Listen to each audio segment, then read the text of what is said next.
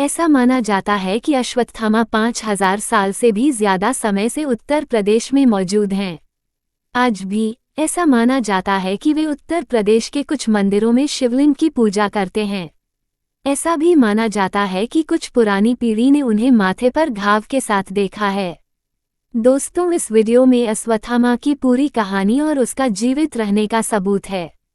लेकिन आगे बढ़ने से पहले आपसे हाथ जोड़कर विनती है, अगर आपने अभी तक भी हमारा चैनल सब्सक्राइब नहीं किया है तो सब्सक्राइब कर लें और घंटी के बटन को दबा लें ताकि आगे आने वाली रोचक जानकारी से भरपूर वीडियो का पता आपको सबसे पहले चल सके। अश्वत्थामा कुरुक्षेत्र युद्ध के सबसे महान योद्धा थे। इसके अलावा जो काम भीष्म, गुरु द्रोण, कर्ण जैसे वरिष्ठ योद्धा 2 सप्ताह के युद्ध में हासिल नहीं कर पाए, उसे अश्वत्थामा ने एक दिन से भी कम समय में हासिल कर लिया। गुरु द्रोण ने भी ऐसे ही गुण रखे थे जिससे उनका वध असंभव था। कृष्ण को ये बात पता थी, इसलिए उन्होंने यह अफवाह फैला दी कि अश्वत्थामा को भीम ने मारा है। द्रोण अपने बेटे से बहुत प्यार करता था, ये सुनकर और युद्ध के मैदान में उसे न देखकर द्रोण ध्यान करने बैठ गया।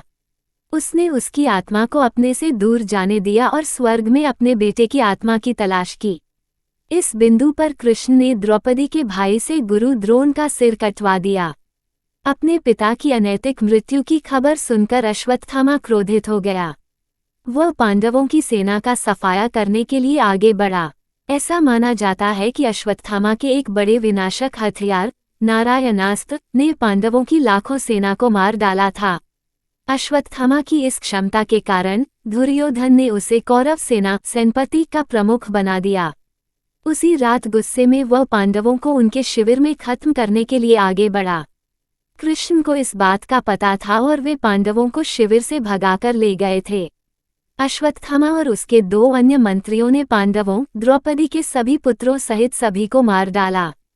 शिविर में 5 भाइयों को न पाकर अश्वत्थामा ने पांडवों के पुत्रों के सिर काट डाले और उन्हें दुर्योधन के पास पहुंचा दिया, जैसा कि उसने उससे वादा किया था।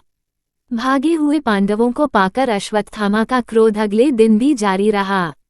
उन्हें पाकर मौखिक बहस आमने सामने की लड़ाई में बदल गई। अश्वत्थामा ने क्रोध में दुनिया को खत्म करने के लिए सबसे शक्तिशाली विनाशकारी हथियार ब्रह्मास्त्र का इस्तेमाल किया। जवाबी हमले में अर्जुन ने भी अपना ब्रह्मास्त्र छोड़ा।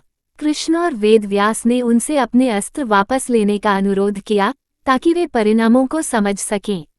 अर्जुन ने जैसा कि उसे इसका ज्ञान था वैसा ही किया, लेकिन अश्वत्थामा को वापस लेने का ज्ञान नहीं था, जिससे वह एक अधूरा योद्धा बन गया।